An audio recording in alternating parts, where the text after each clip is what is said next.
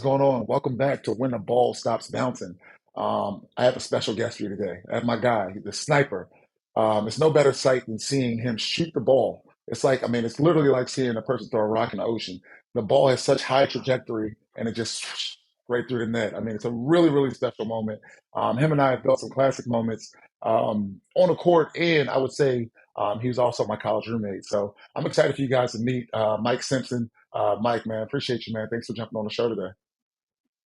Man, happy to be here. It's a great cause that you're doing, and I'm just really excited to talk with you. Absolutely, bro. When the ball stops bouncing. So, as I mentioned, Mike was my college roommate. Had the privilege of really just learning a lot from him. He's a guy that I always knew I could bounce my ideas off of. Really patient, really balanced individual. Man, just being able to reconnect. It's almost been about almost what 6, 7, maybe even 8 years since we first met, and that's insane in its own. How much we've grown, and I mean, I don't think that we thought that we'd be here today. So Mike, man, I know your sport was basketball, but did you play any other sports growing up? Yeah, I played baseball until I was about 13 years old, and then pretty much made the conscious decision of, hey, I'm pretty good at this basketball thing, so I'm just gonna you know settle my focuses on basketball and really just hone in on my craft and kind of tunnel vision with basketball. Yeah, up until about 13, I played baseball. Wasn't really much of a football guy. Didn't really like contact, so stuck with basketball after about the age of 13. No, that's pretty sweet, man. That's pretty sweet. So, like, what do you remember the first time like you got the ball in your hand, man? Like when you first started playing basketball, man, what was that feeling like? Yeah, I don't know if I have like a aha moment at first, but I mean, my earliest memories come from playing with my older brother and playing with my dad growing up. My older brother's 4 years older than me, so that was a great inspiration. He played college basketball as well, so Mm, again, somebody I was always competing against, somebody who was always kicking my butt, to be completely honest with you. So I'll never forget him going off to college and then him coming back. And I had gone through a growth spurt and I was bigger than him at that moment. And it was just kind of like it was an aha moment for him of, kind of the student becoming the master of me of out course. rebounding him and just kind of bullying him now. So, but yeah, I guess definitely my earliest moments come from, playing with my dad and my brother in the backyard. So for sure. So, man, I mean, obviously, man, you're from Houston, right? So you play some pretty competitive ball, right? Houston is one of the top places to really come from if you want to be an athlete of any sort. I was really shocked when you said that football wasn't your thing because I mean I know Houston and Texas as a whole is a big football state. When it came down to travel basketball, did you play with any guys we've ever heard of? Yeah, I was very blessed to play with a very good AAU team. So growing up, I played with a bunch of my neighborhood buddies until about the age of about 15, and again made that conscious decision of with my dad of, hey, we to grow your game and grow your competition, you're gonna have to step out of your comfort zone and go play against some better competition. So we had made some connections through the AAU basketball world, and I had gone on with one of the sneaker companies in Houston, Houston Hoops. That was for my sophomore year, so my 16 under year, I was playing with the Houston Hoops. They're the Nike team out of Houston, and then for my 17 under year, ended up playing for a team called Texas Pro, who they were a Mm, sneaker company team for a while there for about a decade. And some of the guys I played with, Isaiah Austin, he went to Baylor. Unfortunately, he wasn't able to get drafted. He had Marfan syndrome. But again, if he didn't have that, he would have played in the NBA for sure. no question. Daniel House currently plays for the 76ers. Been able to rekindle my relationship with him and hang out with him as I live up near him now.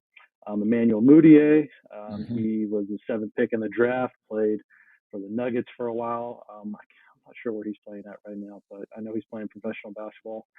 And then, like guys that I played against, just to give you an idea, when I signed my letter of intent, I was the 50th guy in the city to sign for a Division One scholarship, and I That's think it had broken a insane. record at the time. I could pull up the tweet or whatever, but yeah, there was over 50 guys within the city of Houston. And just to give you an idea, there are at the time there was the Houston Hoops, there was Yep. Texas Pro, which is us, the Houston Defenders, the Houston Hoop Stars, which were Adidas at the time, and then the franchise All Stars. All five of them were shoe company teams of some nature, and at That's big least time. they had at least 8 to 10 guys on each of them playing Division 1 or and eventually pro basketball. So we had we had a number of McDonald's All Americans that year. Like it was just it was incredible the amount of competition I had in Houston at that time. Tough time to come out of Houston, man. I mean, you're trying to get a scholarship. It's like it's a really tough year. But I mean, you landed Yeah, it, so right? You're you number say that 50.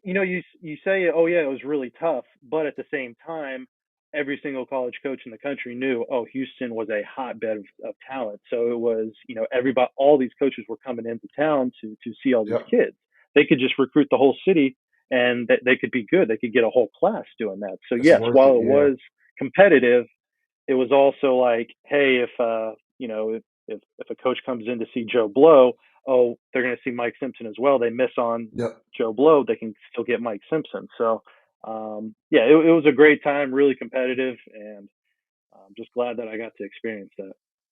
Yeah, man. No, you're giving me a lot right now. So when you think about being able to transition in these sneaker led teams that you're playing for in these really competitive tournaments, what's the mentality there? Like, what's your mentality? You know, these guys are probably ranked in the country. You're playing against some of the best guys, really in the country, but in many ways in the world. What's your mentality going into those games?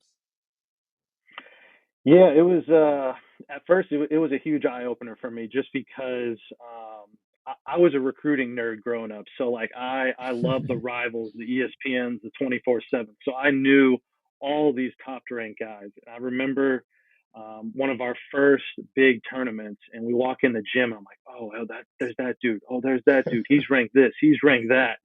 And for me, I feel like it lit a fire under me in terms of like Mm, I want to go beat him. I want to jump him. Oh, I know I'm better than him, so I'm gonna yeah, go outplay him. And I, like I knew the other like shooters in the city of Houston, like the other guys who were like touted as, oh, he's the best 3 point shooter in the city. yep. And every time that I went up against him, it was a constant reminder of, hey, you got to put on your best performance. You got to show out and show that you belong. And I love the bright lights. I love people watching me. That was something that I think I just flourished with. No, that's big time, man. 'Cause when you think about it, and I'd be curious to hear from your standpoint, playing against some of these guys, did you feel like they were better than you? Did you feel like it was big differences? Was it small differences? Were you better than them? Yeah. Again, it was something where I think at first, for me, I think it took a little while for me to gain confidence and say, oh, hey, I belong in this. Hmm. I wasn't a physically compelling guy. I was 6'6", 175 pounds soaking wet. I wasn't bench pressing 225. I wasn't doing Yeah, anything impressive in the weight room.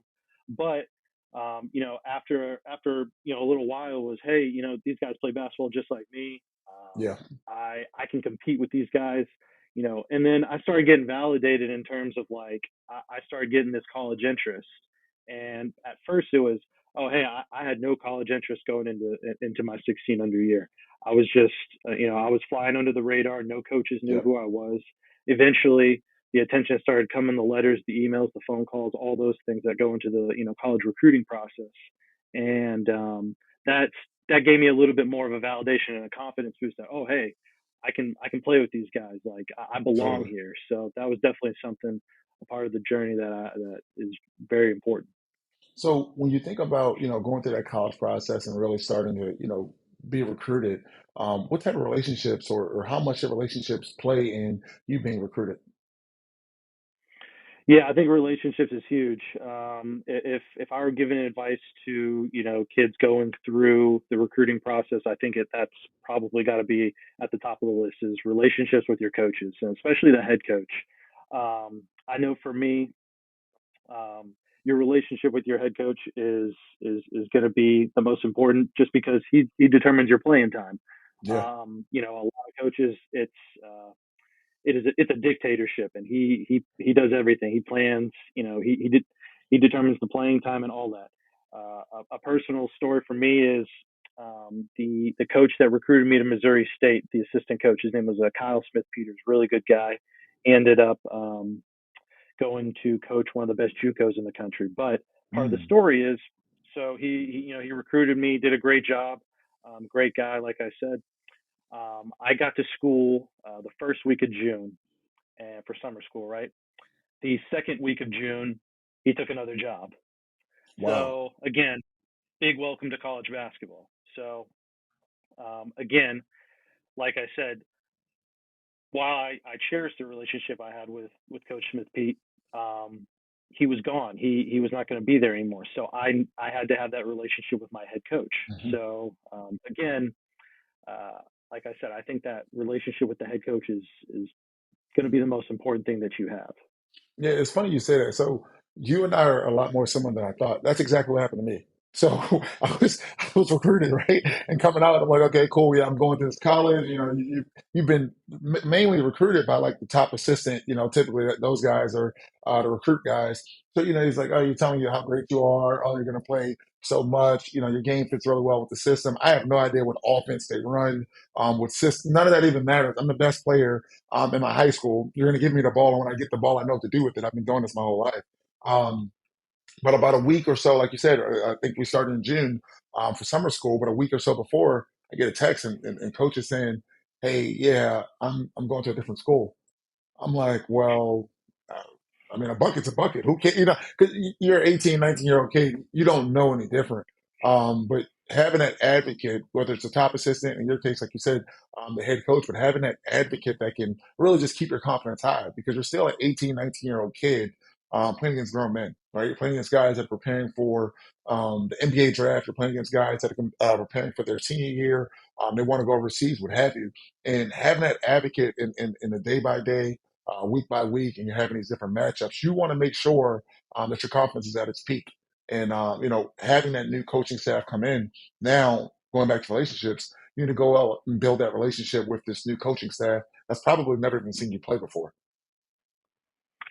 Yeah, again, it was tough. Like on one hand, it's this is a guy that he was like my point of contact Hmm. for everything that I knew about Yeah. the school, the program, the other guys on the team, and he was the first person that greeted me when I was there on both my visit and when I got to school. So he was my comfort zone. He was, hey, I could Hmm. I could go to him for questions. I could, he would help me out. I needed this, I needed that. Yep. Hey, I got you.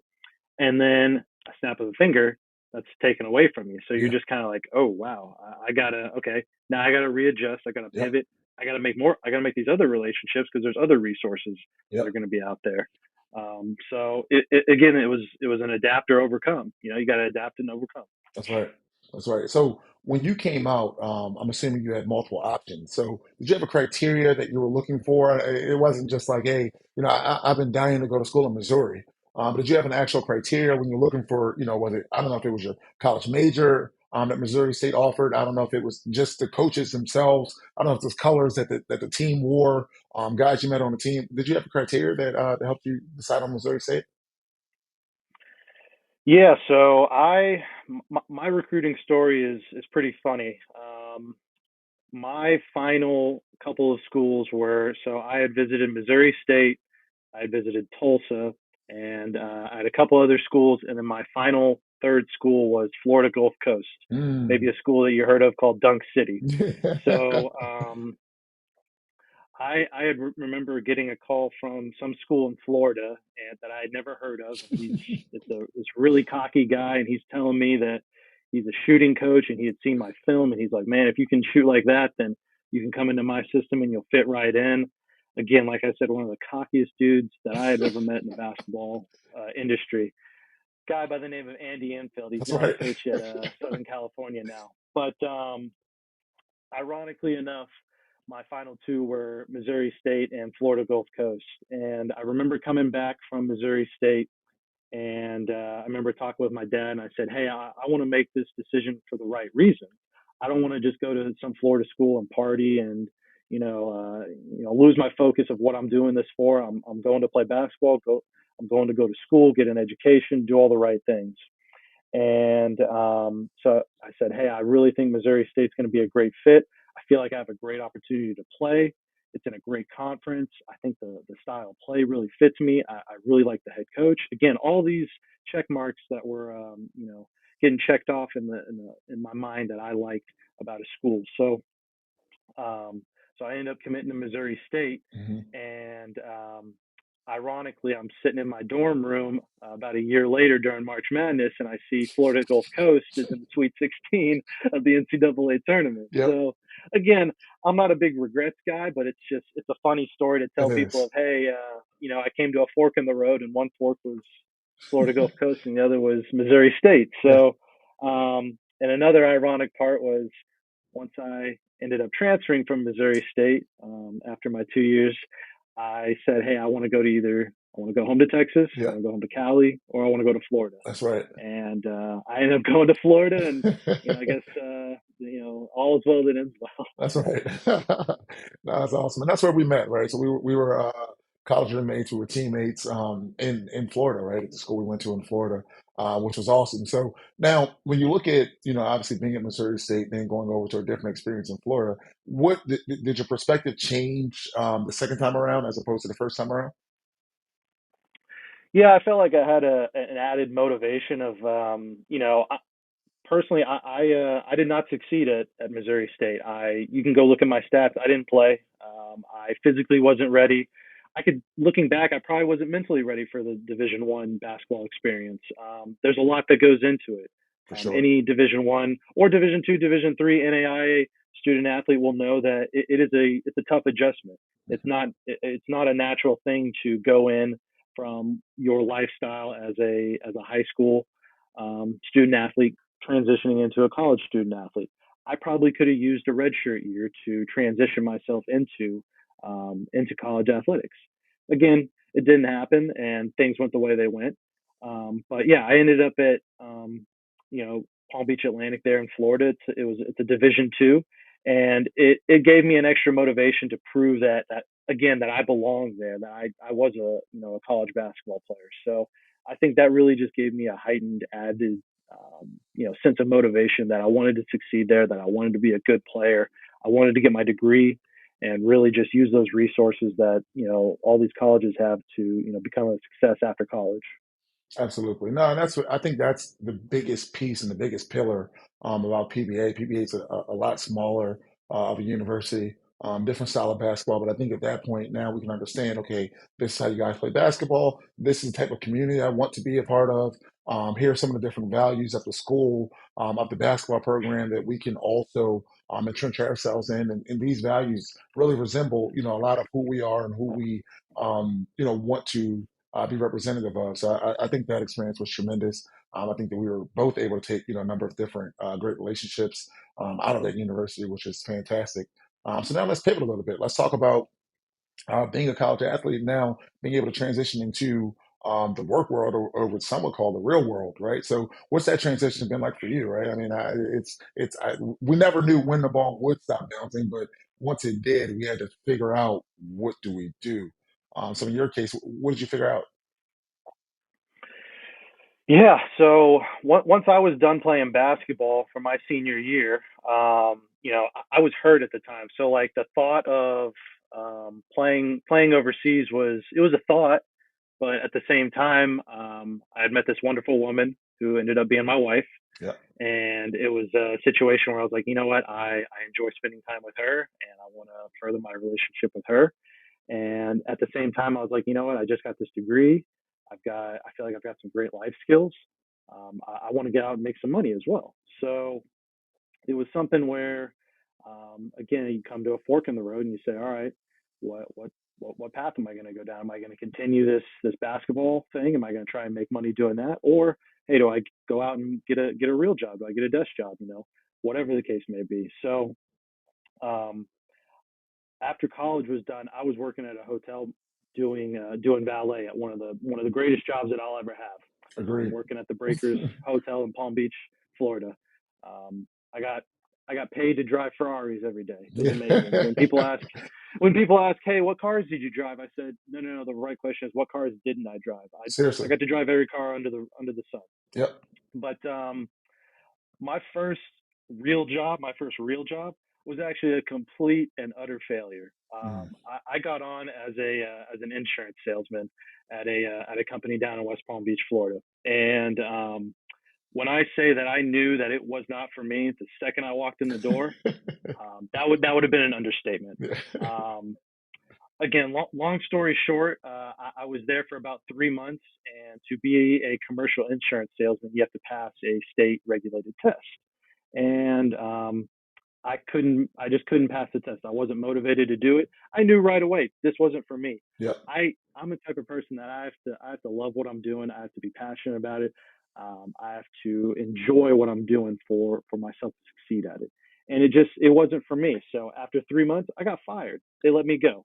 And I remember I was embarrassed. Um, I walked out of there with my head down, and I didn't want to look at anybody because there was Yep. some people that I had relationships with. And I remember driving away thinking, wait a minute, I don't have to go back to this place. I can go do something else. I won. I won. Yeah, I said, I don't have to go back to this place. I can go figure out and do something else that I actually want to do, which was so enlightening. I'm so glad that I had that attitude because I could have easily had a pity party and just said, oh, poor me, I'm out of a job, blah, blah, blah. I said, no, no, no, this is an opportunity. Yep. I get to go do what I want to do. I don't have to do that ever again. Ever I again. don't have to do I don't have to do commercial insurance sales ever again. I don't have to study for that test. I don't have to Yep. do any of that. Again, let me preface this by saying that is a fantastic job. You can make a lot of money doing it. It's Yep. just not for me. It's not my cup of tea, which I hope people fully respect that. But like I said, I came out with that with a fresh sense of confidence in terms of, hey, I can go do something else. I was confident in myself that I could still go find a job and do something that I love, and it was good in a sense of I found out that I didn't I I found out that that was not for me, which is Hmm. at 22 years old, it's a very underrated value in my life, I For found. sure. No, being able to check that box is a big deal, right? So you got to see what was over there. You know, you hear about quote unquote corporate America, and I think a lot of times as athletes, that's what we're told to do when the ball stops bouncing, right? We're told to, okay, look, you played sports your whole life, you got a good degree. Now let's just go in this corporate job that you can work at for 40 years, and then potentially being able to retire, so on and so forth. But at the end of the day, we're still searching for that same passion. We're still looking for the ability to channel that same energy and that same enthusiasm that we had as an athlete. We're trying to figure out how to channel that into the workplace and the work day. So, what was your way of finding that new passion? Yeah, I think the biggest thing for me was looking into the things that I loved in my life and how could I make a career out of it? How could I make a living out of it? Hmm. So, which then transitioned into the next stage of my life, which was working at Nike. Hmm. I remember going home and just kind of doing a little bit of soul searching. And I'm looking around, and I don't know if you can see from right behind me, I've got a stack of sneakers, That's right. and I said, wait a minute, I know that Nike is hiring somewhere. Yep. They got to be hiring for something. So that's where it really transitioned to the next stage of my life, which was, working at Nike for 5 years and trying to build that into something. And like I said, it just stemmed off of, hey, what is something that I enjoy doing, which was I love sneakers, I love sneaker culture, I love collecting them. So let me see if I can turn that into that passion into a job. That's right. No, that's pretty cool. So, at no point between, I guess, Brown and then entering into Nike, at no point did you think that, man, I can still play, right? You see these guys playing, you're not thinking like, hey, man, look, I can still play, man. The reason why Brown didn't work out is because I should be overseas, I should be in the NBA, I should be in the G League. Was that ever a thought for you? I had that thought for about a week, and I got back in the gym and I was shooting and I was working out and I was bent over at the knees and hips, and I was like, you know what, this isn't for me. I can still play. I can still play men's leagues. I can still go to the park. I can still go to open gyms and play. But I was like, you know what, to be at the level that I want to be at, Yep. it's not going to work anymore. And it I was at that point I was okay with it. I was completely at peace with, hey, my playing career was over. It's time to transition on to the next part of my life. Again, basketball will be there, and my hope was to be a part of it somehow, some way in the Yep. future. And I'm very confident that that will still be there. So. That's right. So that was like your nail in the coffin. You knew at that moment. You said, "Look, this is it. I'm done. Like my hips hurt, my ankles hurt." Like because people don't understand, right? Like I know, like it was you, Derek, and I, right? We all lived together, and we're all like limping in the morning when we wake up, like we pushing on the walls and stuff to be able to get through the house. So that was your moment where you're like, "Look, it's over. I'm done. I can't do this anymore." Yeah, I felt like a new body part hurt every single day that I was figuring out could be painful. So it was something where hey, I want to be able to pick up my kids when I'm 40 and That's right. 50 without pain. I want to be able to go through life relatively pain free. Yep. You know I you know you and I both know tons of guys that you know suffered very serious injuries. I Seriously. am very thankful, very blessed that I walked away from my basketball career with very minimal damages to my body. Broke my nose a couple times, couple Yep. sprained ankles, but other than that, nothing too serious, and I'm so blessed for that. No, man. Seriously. No, I mean, all thanks, man, because that sport can really teach you anatomy for sure, right? So you may not know the technical term of what actually hurts, but you can point to different pieces and you're like, okay, this shouldn't feel, I don't know what this, but this shouldn't feel like that. So that's for sure. So I definitely second that thought. So walk us through. So what are you doing today? So yeah, today I've been working for a small casino here up in the Philadelphia area as a data analyst. So the company's called Parks Casino, and I'm working as a data analyst. And they started a program where they took young professionals like myself, and they are doing a what they call a rotational program where I get to essentially spend 3 to 4 months in a couple different departments, Oh, it's and awesome. then at the end of the year, I'll get to have a more permanent role in a place where they deem that I best fit in. So, for instance, I started in June. In the first 3 months, I started in our product side. So I did product testing. I did product design. I did customer facing problems for our app. So again, this is all based around sports gambling and iGaming casinos on phones and mobile devices. Now I'm doing data analytics, so I'm working in computer programs such as Tableau and SQL. So Hmm. again, all these are really great skills that I can take into the future, and really just platform myself into to succeeding into other jobs. After this, I have um, my marketing section. So I'll spend 3 months in our marketing department. Mm. And then, like I said, at the end of the journey, I'll sit down with our board, with my bosses, and they'll say, "Hey, listen, we felt you succeeded in these areas. We felt we have a need in this area, so we're going to place you in this position permanently because we feel like it's your best way to succeed long term with us as a company." That's fantastic, man. That's really like a crash course at life, right? I mean, I think that sometimes just having so much thrown at you gives you an opportunity to say, "Hey, look, I like this, I like that, I don't like this as much." And I think this is essentially what exactly you were looking for once you stop playing ball, right? I think you wanted to be able to understand, "Hey, how can I get close to sports?" Right? I think you check that box. Obviously, you want to go to some sort of structure where there's corporate world, but then there's also the startup component where you get to really develop your skill set, but you also get to go back to what you also said earlier, which was develop relationships as well. So I think that you have a collection of everything that you like to do all in one, and I think that that's going to set you up for big time success in the future. So having gone through this gauntlet so far, is there anything that you've learned or anything that surprised you the most about this process? Yeah, this has been a great process for me overall.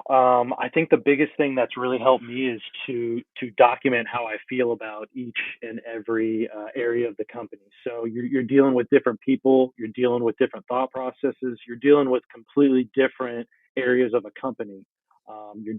Some people are going to be customer facing, others are going to be back end, things of that nature. So for me, probably about once a week, I'll just sit down. I'll say, all right, hey, what did I do this week? How did I feel about it? How did I feel about my manager? How did they manage me? How do I feel about the people that I was working with? Because I'm dealing with so many different types of people, throughout this process where uh, I'm going to be I'm going to be struggling in some areas and I'm going to be succeeding in others because for me, what I loved about this rotational program was just the opportunity to see new things that I had not been, able to experience. I Hmm. had never worked with some of these computer programs before. I had never worked in it's essentially a tech startup. I had Hmm. never worked in a tech startup before. So again, it's just all new environments, all new processes, all new ways of how people communicate, how people do things.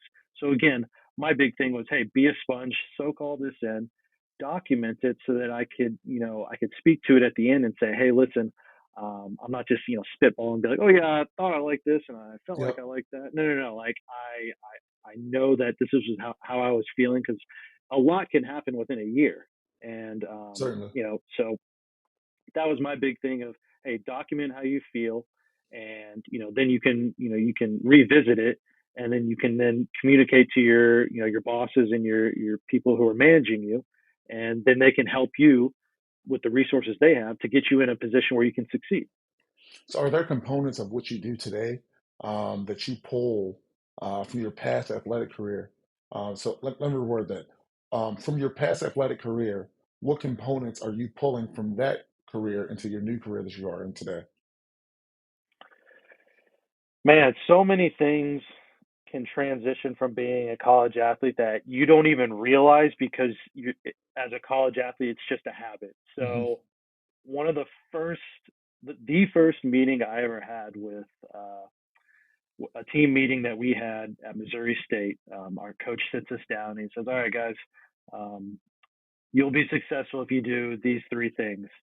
If you show up on time, you do your best, you don't be an a-hole." Hmm. And really, as simple as that sounds, like that has transitioned into really just any relationship in general. So it's you're respecting people's time, you're respecting them in general, and then you're giving your best effort. Hmm. Which really that has transitioned into my current job now because they knew coming in, hey, you don't have a background in some of these computer programs, you don't have a background in a tech startup, but you have a passion for sports gambling, you have a passion for learning, you have a passion for helping others, having a customer service, background and a mindset, then we can teach you all the things that how we do things here, the processes and things of that nature. But if you have that mindset and that willing to want to be the best of the best that you can be, then yeah, you'll be successful.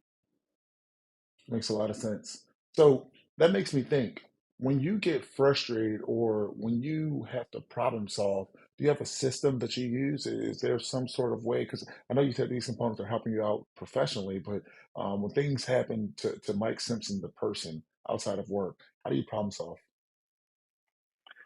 Man, I think it's communicating with your circle of people that you have that you are having problems and that everybody's got resources out there of some sort, and I think Hmm. it's reaching out and you know communicating with other people that you are going through an issue too, because 9 times out of 10 they probably had some sort of similar story to them, and that they can help you out as well. So Hmm. I thankfully I have a great I have a great group of people that in my life. I'm very blessed. One of my favorite quotes is, "It takes a village to raise a child," and Hmm. I could not attest to that more. I have great parents. I have a great family. I have great friends. I have many people that have treated me so well over the years, and I think that comes from me treating them well over the years. I agree. Life is a give and take. It's give and take. Um, so again, like I love paying it forward to people, and I think that's the energy that's been given to me is being able to go to people in confidence and say, hey, I'm having this issue. Having putting your pride aside and say, not thinking you're the smartest person in the world, and saying, hey, I have a problem. I think somebody else can help me solve it. That's right. No, I couldn't agree more, man. I mean, I think that So often we find ourselves and we crowd our minds and we say, hey, how am I going to figure this out? And 9 times out of 10, it's really just a moment, right? Really just a moment in time. Whether it's a tough text message or very similar to sports, you turn a ball over in a game. What do you do and how do you respond, right? And I think us having the ability to know that we're going to miss shots, know that we're going to potentially turn the ball over, know that we even potentially even going to disappoint people that we really care about. It doesn't make us a bad person, right? Because I think that our intention is and our intent is that we always want to do right by people. We always want the people that we love and care about and think the best and think the highest of us. And I think that in my life specifically, I can think of a number of moments where I felt like I let someone down, and oftentimes I could have even let the person down. But being able to be mature enough to say, "Hey, look, I made a mistake. Here's some of the different ways that I would handle an obstacle or do things different in the future." And I just really just appreciate you for lending yourself, lending your time, lending your ear to me to be able to go through this growth moment. And I think that's something that you've done for me personally, Mike. And I truly appreciate you, man. I mean, I think you had a tremendous wedding last year, man. It was outstanding. Your family has always been an extended family for me, and I really just enjoyed our conversation today. So I truly appreciate you for making time. Did you have any final thoughts or anything that you wanted to leave the people with? Man, dude, I'm so happy that we have been able to develop this relationship and just grow it. I was recently down in Florida the other day, and I was driving by the Boston market that we met at for the first time, and I pointed to my wife and say, "Hey, there's the Boston market that I met Nigel at, 9 years ago." She Yeah, goes, "Oh yeah, my God, I yeah. didn't know that." So, That's so funny. yeah, just reminiscing on our relationship is always fun. I love talking to you. I'm blessed to have you as a friend. Our times, in Florida together as roommates are so memorable and have had an everlasting moment of my life. So, man, I really just appreciate you having me. Thank you so much. No, thanks a lot, brother. Appreciate it.